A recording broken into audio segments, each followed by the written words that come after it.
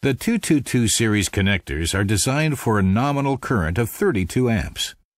All of these connectors not only exceed the relevant normative requirements, but also provide an additional safety range compared to the normative minimum requirements.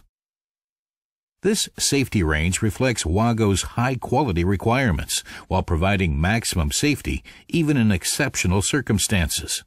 For example, even in the case of an invalid overload of several times the nominal current, the connector's functionality is provided beyond the stability of other equipment. In the event of a failure of more than 3 times the nominal current, the conductor insulation melts and the wire starts glowing. This is not the case for WAGO's 222 series splicing connector. Both the connector's electrical functionality and housing insulation remain intact.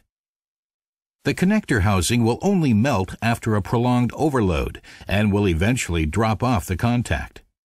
The contact is still intact and the wires remain securely connected.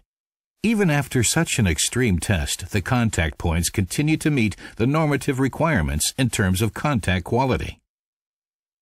WAGO, quality from the inventor of spring pressure connection technology.